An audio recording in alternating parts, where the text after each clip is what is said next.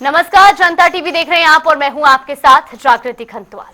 और मैं हूं आपके साथ रितेश कुमार गौतम। और वक्त हो चला है उत्तर प्रदेश की खबरों का। शुरुआत बड़ी खबर के साथ। लखनऊ में डॉक्टर भीमराव अंबेडकर के परिनिर्वाण दिवस के मौके पर कार्यक्रम का आयोजन किया गया, जिसमें मुख्यमंत्री योगी आदित्यनाथ ने बाबा साहब की प्रतिमा पर माल्यार्पण किया। तो वहीं उन्होंने श्रद्धांजलि अर्पित कर कहा कि बाबा साहेब को याद करते हुए कहा कि आज भी बाबा साहेब के विचार लोगों के लिए प्रेरणा स्रोत हैं।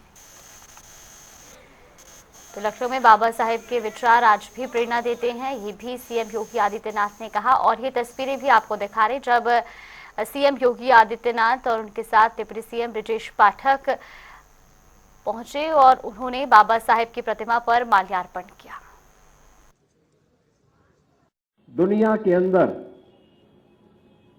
जहां कहीं भी कोई वंचित है, कोई पीड़ित है, प्रताड़ित है, शोषित है, दुनिया के उन कोटि कोटि मानवों के उद्धार की आवाज है बाबा साहब डॉक्टर भीमराव अंबेडकर। जीवन को एक नई दृष्टि देने वाले, जीवन को एक नई दिशा देकर के उनके जीवन में भी खुशहाली आए, इसको एक नई दिशा देने वाले किसी एक नाम की चर्चा होती है तो वह बाबा साहब भीमराव अंबेडकर की होती है।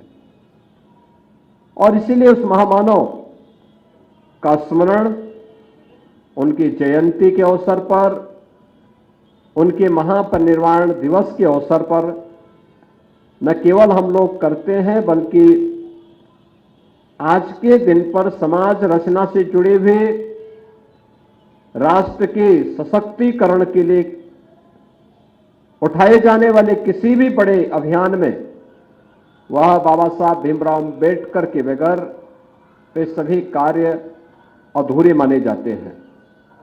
सचमुच जो कार्य उन्होंने उस कालखंड में किया, एक लंबे समय तक सैकड़ों वर्षों से चली आ रही उन कुप्रथाओं को समाप्त करने, दलितों, वंचितों, शोषितों को उनका अधिकार प्राप्त हो सके, इसके लिए उनके द्वारा किया गया प्रयास यह अभिनंदनीय है।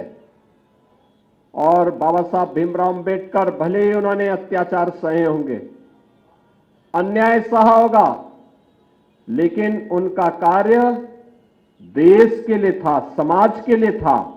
कभी भी उन्होंने अपने चेहरे पर वे बातें नहीं आने थी और अंतिम दम तक वह देश के शोषित वर्ग के लिए, वंचित वर्ग के लिए, दलित वर्ग के लिए लड़ते रहे और उन्हें न्याय दिलाने में उन्हें सफलता प्राप्त हुई। और चलिए रुक कर लेते हैं बड़ी खबर की ओर। बड़ी खबर, बड़ी जानकारी आपको बता दें इस वक्त की ये बड़ी खबर। 2 दिवसीय वाराणसी दौरे पर जाएंगे मुख्यमंत्री योगी आदित्यनाथ। देर शाम वाराणसी पहुंचेंगे सीएम। तो इस वक्त की बड़ी खबर, बड़ी जानकारी। महाकुंभ से पहले काशी में तैयारियों का जायजा लेंगे अधिकारियों के साथ। सर्किट हाउस में तैयारियों को लेकर समीक्षा बैठक की जाएगी। कानून व्यवस्था की भी समीक्षा होगी। तो आपको बता दें कि सीएम योगी आदित्यनाथ का 2 दिवसीय वाराणसी दौरा कई मायनों में महत्वपूर्ण, खासतौर पर महाकुंभ से पहले वो वाराणसी दौरे पर जाएंगे और इस बीच तैयारियों का जायजा भी लेंगे और साथ ही साथ वो सर्किट हाउस में कानून व्यवस्था को लेकर भी समीक्षा बैठक करेंगे। इस वक्त की ये बड़ी खबर। 2 दिनों का ये उनका पूरा दौरा है, जहां पर विकास कार्यों का भी मौके पर पहुंचकर निरीक्षण कर सकते हैं सीएम योगी आदित्यनाथ। जानकारी के अनुसार 2 दिवसीय दौरे में कानून व्यवस्था की समीक्षा होगी, साथ ही साथ तैयारियों को भी परखेंगे।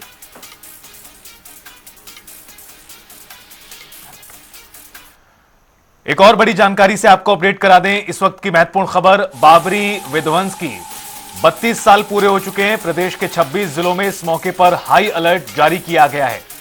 तो अयोध्या, मथुरा, संभल, वाराणसी और अलीगढ़ में हाई अलर्ट जारी किया गया है। संवेदनशील इलाकों में अतिरिक्त पुलिस फोर्स की तैनाती की गई है और खासतौर पर आपको बता दें कि इस बीच पुलिस फोर्स के साथ अफसर भी पैदल गश्त कर रहे हैं। संवेदनशील इलाकों पर खासतौर पर प्रशासन की कड़ी निगरानी बनी हुई है। दरअसल बाबरी विध्वंस की आज 32वीं बरसी है और ऐसे में कई ऐसे जिले हैं जहां पर हाई अलर्ट जारी किया गया है। खासतौर पर अयोध्या, वाराणसी, संभल, मथुरा, काशी, इन तमाम जगहों पर प्रशासन पूरी तरह से अलर्ट है।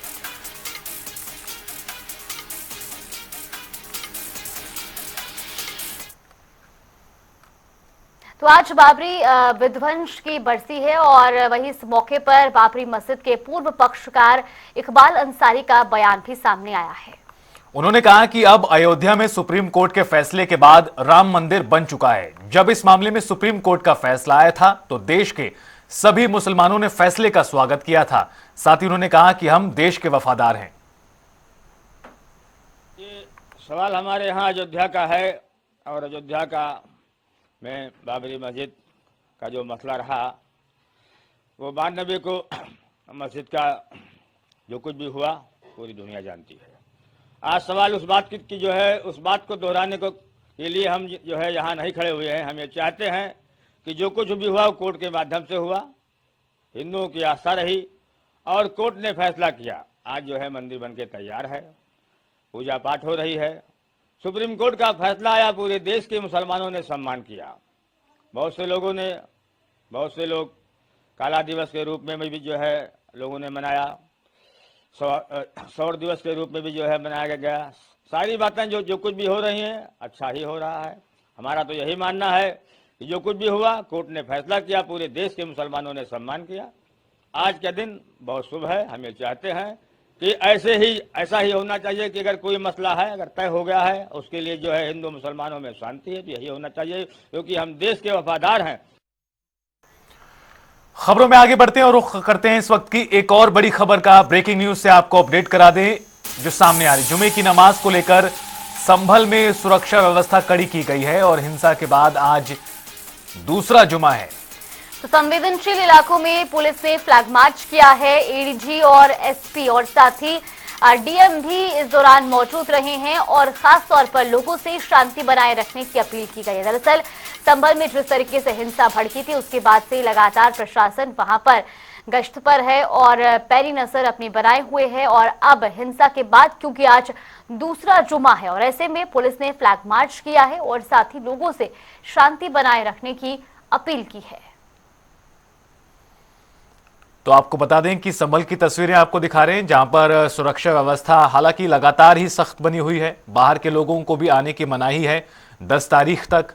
हालांकि आज चूंकि काफी महत्वपूर्ण दिन होता है, शुक्रवार का दिन, जुमे की नमाज का दिन, और इस मौके पर जो जुमे की नमाज अदा की जाती है वो मस्जिदों में पहुंच के तमाम लोग करते हैं और उसकी वजह से कोई किसी तरह का व्यवधान किसी भी लोगों को ना पेश आए, उसके मद्देनजर सुरक्षा व्यवस्था चाक चौबंद है। फ्लैग मार्च भी पुलिस कर्मचारियों द्वारा निकाला गया है जो मौके पर सुरक्षाकर्मी तैनात हैं।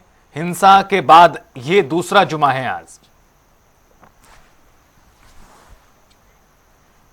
और चलिए खबरों में आगे बढ़ते हैं। मथुरा में पुलिस प्रशासन पूरी तरह से अलर्ट मोड पर है। इसको लेकर कृष्ण जन्मभूमि और शहीदगाह मस्जिद के आसपास के इलाकों को संवेदनशील घोषित करते हुए भारी संख्या में पुलिस फोर्स तैनात की गई है। वहीं इस इलाके में आने जाने वाले सभी लोगों की गहन चेकिंग के बाद ही प्रवेश की अनुमति दी जा रही है। इसको पूरे को 4 जोन में हमने बना दिया है, 2 सुपर जोन और 10 सेक्टर में इसको विभक्त किया गया है। सभी जो सेंसिटिव पॉइंट है वहाँ पर बैरिकेडिंग लगा करके चेकिंग की जा रही है। जो लोग यहाँ आ रहे हैं उनको चेकिंग की जा रही है। इस विशेष ध्यान दे रहा है जो श्रद्धालु हैं जो दिन प्रतिदिन यहाँ दर्शन करने आते हैं उनको किसी प्रकार का असुविधा न होने पर इसमें ट्रैफिक को एहतियातन जो है डाइवर्ट किया गया है और चेकिंग की जा रही है। आपके माध्यम से सभी को अनुरोध है कि जो पुलिस ने हमने व्यवस्था किया है, जो चेकिंग की जा रही है उसमें सहयोग करें। जो भी इसमें खुरापाती लोग हैं जो इसमें विधि अनुरूप जो काम नहीं करेंगे उनके विरुद्ध काम करने का प्रयास करेंगे जो इस परिसर में आएंगे। महाकुंभ 2025 को लेकर आज श्री पंचायती अखाड़ा महानिर्वाणी में भी भूमि पूजन का आयोजन किया गया, जिसमें महंत यमुनापुरी समेत श्री पंचायती अखाड़ा निर्माणी के साधु संत और अन्य अखाड़े के साधु संत भी शामिल हुए। तो वहीं इस दौरान विधि विधान के साथ भूमि पूजन किया गया और मां गंगा से सफल कुंभ के लिए कामना की गई। 2025 को लेकर जहां सभी अखाड़ों ने भूमि पूजन कर लिया, तो आज महानिर्वाणी अखाड़े का भूमि पूजन हो रहा है और आप देख सकते हैं यहाँ पर विधि विधान के साथ हवन पूजा आरती के साथ साथ यहाँ पर पूजा अर्चना की जा रही है। और आपको बता दें, महानिर्वाणी अखाड़े के महंत रविंद्र पुरी जी हैं और अखिल भारतीय अखाड़ा परिषद के अंतर्राष्ट्रीय प्रवक्ता दुर्गादास जी महाराज हैं और भी अन्य अखाड़ों के साधु संत यहाँ पर मौजूद है और विधि विधान से पूजा अर्चना की जा रही है। फिलहाल हम यहाँ पर और लोगों से बात भी करेंगे, साधु संतों से, किस तरह से यहाँ पर पूजा अर्चना की जा रही है। आप देख सकते हैं यहाँ पर साधु संत मौजूद हैं सभी, और सभी यहाँ पर भूमि पूजन में शामिल हुए हैं। और फिलहाल हम बात करेंगे, यहाँ पर गोपाल दास जी महाराज भी हैं। महाराज जी, आज यहाँ पर भूमि पूजन हुआ है महानिर्वाणी का, आप लोग शामिल हुए आरती में, किस तरह से पूजा अर्चना की, क्या कहेंगे? आज मार्गशीर्ष मास में पंचमी के शुभ अवसर पर सर्वार्थ सिद्ध योग में महानिर्वाणी अखाड़े में भूमि पूजन का प्रारंभ हुआ। श्री गणेश जी का, गंगा मैया का, हनुमान जी महाराज और प्रभु शंकर पार्वती जी का पूजन करके विधिवत भूमि पूजन किया है और आशीष मांगा है कि आने वाला प्रयागराज महाकुंभ 2025 सफल रूप से संपूर्ण विधिवत पूर्ण हो जाए। गोपाल जी महाराज, और हम बात करेंगे महानिर्वाणी के अखाड़े के जो महंत है, हमारे साथ महंत रविंद्र पुरी जी महाराज, हम उनसे बात करेंगे। महाराज जी, आज भूमि पूजन हुआ है, किस तरह से अखाड़े में खास क्या कामना की गई? आज भूमि पूजन पर यही कामना की जाती है कि परमात्मा सब सुख शांति और रखे, और ये कुंभ मेले की जो हम शुरुआत करने जा रहे हैं, इसमें देवताओं की पूर्ण कृपा हम सब पर बनी रहे और जितने श्रद्धालु आए उन सब का जीवन भी भौतिक, मानसिक और आध्यात्मिक तीनों तलों पर समृद्ध रहे। और मृत्युर्मामृतम गमय तमसो मा ज्योतिर्गमय, कि मृत्यु से अमृत की तरफ और अंधकार से प्रकाश की तरफ का ये पर्व है ना। तो जिस उद्देश्य हेतु यह पर्व मनाया जाता है, उस परम तत्व की उपलब्धि के लिए वो हम सबको उपलब्ध हो और से पूरे लोग आएंगे, किस तरह का एक कुंभ अपना बिखेरेगी? यह पूरे इस धरती के ऊपर, पूरे भूमंडल पर इससे बड़ा पर्व कहीं नहीं लगता है और इतने बड़ा जन समूह श्रद्धालुओं का कहीं नहीं आता है। एक सांस्कृतिक और धार्मिक आयोजन पूरे धरती के ऊपर इससे बड़ा कोई नहीं है, ठीक है ना। तो यहाँ पूरे विश्व से लोग आते हैं। और अगर भारत देखना तो वो कुंभ में संपूर्ण भारत दिखा है, केरल से लेकर के कश्मीर तक, और मणिपुर और मेघालय और अरुणाचल प्रदेश से लेकर राजस्थान, गुजरात और फिर मध्य प्रदेश और राजस्थान, हरियाणा, पंजाब, सब यहाँ सभी जगह के साधु संत, सब जगह के श्रद्धालु यहाँ उपस्थित होते हैं। तो जब आप इस दिव्य वातावरण में आएंगे तभी यहाँ की असली अनुभव कर पाएंगे। और आने और कोई पिकनिक स्थल समझ के ना आए, एक धार्मिक आयोजन है, यह एक शुद्ध विशुद्ध रूप से आध्यात्मिक पर्व है। वैसी मानसिक वृत्ति लेकर अगर यहाँ आएंगे तो वास्तव में जो पुराणों में वर्णित जो उसका लाभ है, आप पूर्ण रूप से उसको प्राप्त करेंगे। तो देखिए, हमारे साथ यमुनापुरी जी महाराज, तो इनका कहना था कि यहाँ पर अगर आते हैं तो पिकनिक समझ के ना आए और धार्मिक स्थल समझ के आए, जिसका पुण्य प्राप्त होगा और महाकुंभ जो अपनी एक अलग छटा बिखेरेगा। ऐसा विश्व में एक लौता पर्व जो है लगता है संगम की रेती पर। जनता टीवी के लिए सैयद मोहम्मद आमिर, प्रयागराज। उत्तर प्रदेश का भदोही कालीन उत्पादन के लिए विश्व भर में प्रसिद्ध है। यहाँ जेल के बंदी भी कालीन तैयार करते हैं। तो वहीं अभी बंदी प्रयागराज में लगने जा रहे महाकुंभ 2025 के लिए जारी लोगों सहित कुछ अन्य धार्मिक आकृतियों पर कालीन बना रहे हैं, जिसे जिला प्रशासन की ओर से महाकुंभ मेला प्रशासन को भेंट किया जाएगा। देखिए, जिला कारागार भदोही में हमारे यहाँ दो तरह की कालीनें बनाई जाती हैं। एक तो कालीन जो मशीन से बनाई जाती है, इसको हम टपटेड कहते हैं, और एक हाथ से बनाई जाती है, जिसको नॉटेड कहते हैं। महाकुंभ 2025 के लिए जो लोगो जारी किया गया है वो हम 6x6 में बना रहे हैं। तो वो कालीन भेंट की जाएगी जो लोगो है महाकुंभ 2025 का।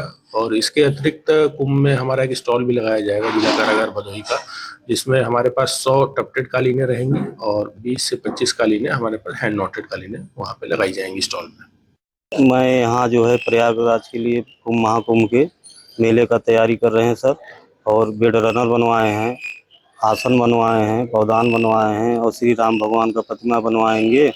और इसके प्लस जो है हनुमान जी का भी सब अच्छे से बनवा के जो है तैयारी फिनिशिंग करके मेले।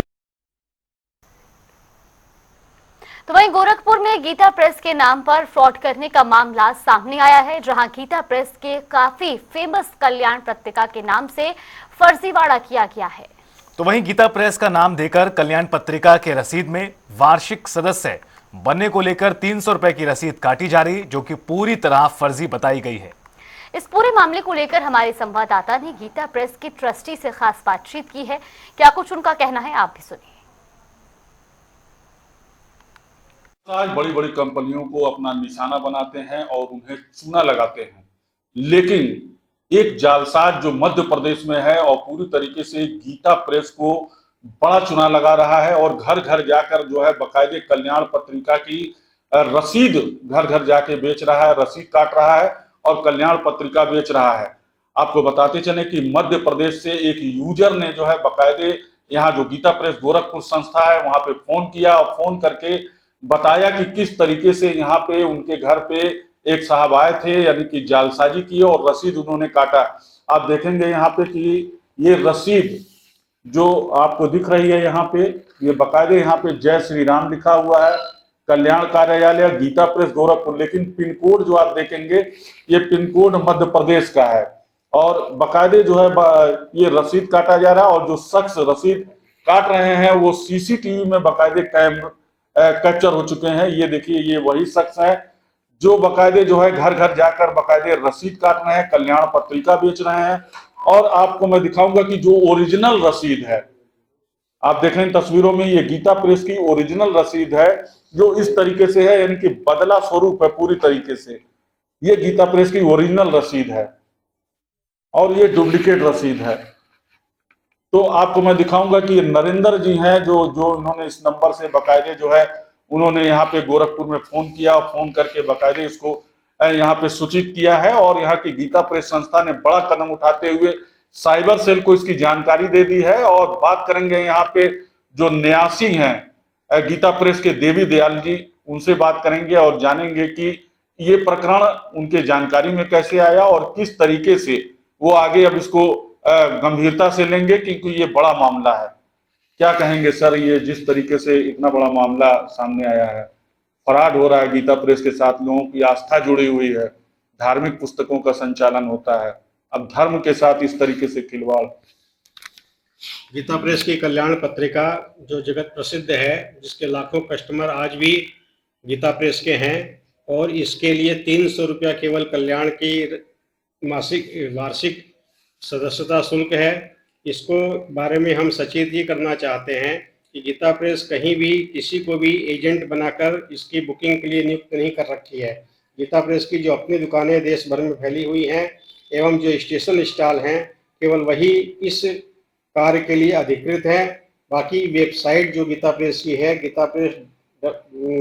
gitapress.org, इसके ऊपर इसकी सदस्यता ग्रहण की जा सकती है। इस तरह का मामला जो अभी हमारे पास मध्य प्रदेश से किसी ने फोन किया है एवं चित्र भी भेजे हैं एवं जो रसीद उन्होंने काटी है उसको भी भेजा है, जो कि पूरी तरह से उनके साथ धोखा हुआ है। और इस तरह का धोखा तमाम लोगों के साथ हो रहा है, हर व्यक्ति यहाँ तक पहुँच नहीं पाता। इसलिए जनता से सानुग्रह आग्रह है कि कृपया किसी प्रकार के धोखाधड़ी में ना आए एवं गीता प्रेस के अधिकृत जो विक्रेता हैं, जो गीता प्रेस की अपनी दुकानें हैं, वहीं से केवल गीता प्रेस के सदस्यता शुल्क जमा करें। इसके लिए आपको विशेष रूप से सचेत किया जाता है एवं मीडिया के माध्यम से आपको जानकारी दी जा रही है। आगे की कार्रवाई क्या, कैसे क्या? आगे की कार्यवाही यही है कि उसके लिए डीजीपी मध्य प्रदेश से संपर्क किया जा रहा है एवं यहाँ साइबर सेल्स में उसकी सूचना दे दी गई है। तो आपने देखा कि किस तरीके से देवी दयाल जी न्यासी हैं, उन्होंने बताया कि आगे की क्या रणनीति है और ग्राहकों को कितना इसको लेकर सचेत रहना है, क्योंकि सचेत रहेंगे तभी वो सही जगह पहुंचेंगे और सही जो है जानकारी उनको मिल पाएगी। और तमाम यहाँ पे वेबसाइट भी है गीता प्रेस का, कहीं भी जो है कोई ग्राहक के पास खुद जो है गीता प्रेस संस्था नहीं जाती है, बल्कि जो है वेबसाइट से या उसके जो है तमाम जो सुविधाएं हैं उस तरह से जो है रसीदें काटी जाती हैं। सुभाष गुप्ता, जनता टीवी, गोरखपुर।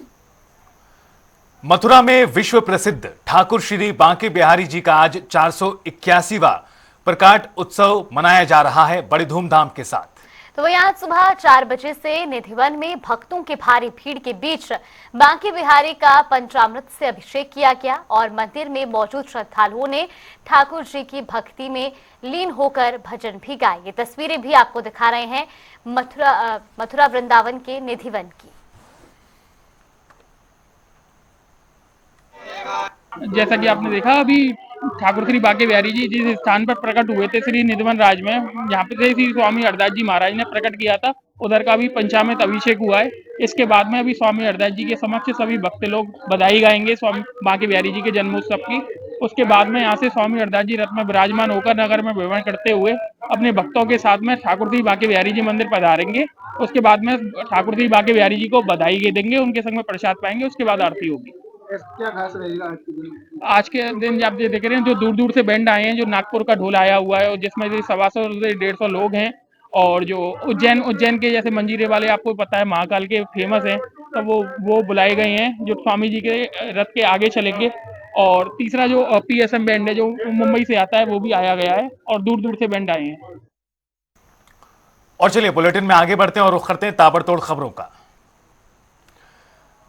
रामपुर में दर्दनाक सड़क हादसा, अनियंत्रित होकर नाले में गिरी गाड़ी, 2 महिला 2 पुरुष पुलिसकर्मी घायल, 1 की मौत।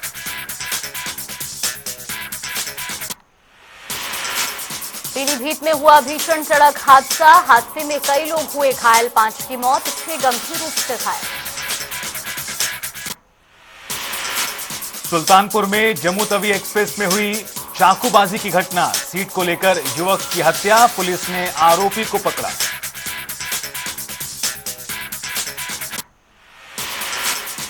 आगरा में नगर निगम पर लगे गंभीर आरोप, ताज नगरी में नहीं किया गया रैन बसेरों का इंतजाम, सरकारी अस्पतालों में भी नहीं है ठंड से बचाने का कोई साधन।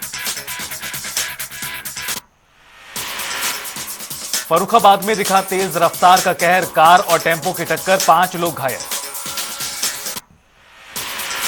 सहारनपुर से हैरान करने वाला मामला आया सामने, मधुमक्खियों के हमले से हुई युवक की मौत।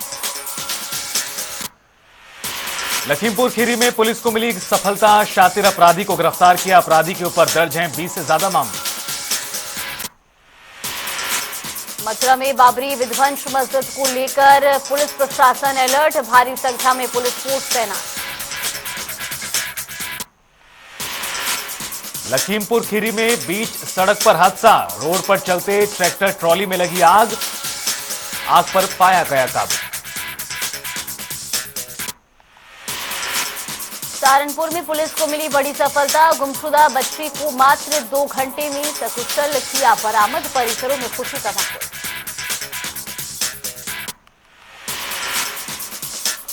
झांसी में प्रधान की दबंगई आई सामने, प्रधानाचार्य को जूतों चप्पलों से पिटाई, मामले की तफ्तीश जारी। फतेहपुर में बेकाबू ट्रक ने साइकिल सवार को मारी टक्कर, हादसे में युवक की मौके पर दर्दनाक मौत, ग्रामीणों ने किया जमकर हंगामा। बदायूं में स्कूली बच्चों का वीडियो वायरल, ऑटो की छत पर बैठकर सवारी कर रहे थे, बच्चों की जान जोखिम में डाल रहे ऑटो के चालक। कानपुर देहात में स्वास्थ्य विभाग की खुली पोल, मोबाइल टॉर्च के भरोसे चल रही स्वास्थ्य व्यवस्था, वीडियो सोशल मीडिया पर हो रहा जमकर वायरल। फर्रुखाबाद में परिचालक से मारपीट का मामला, रोडवेज बस रुकवाकर पीटा, वीडियो वायरल। देवरिया से अजीबोगरीब मामला आया सामने, भतीजे ने चोट समझकर चाचा की करी हत्या, परिसरों में मचा कोहराम। आगरा में दबंगों के हौसले बुलंद, ग्राम विकास अधिकारी के साथ जमकर मारपीट।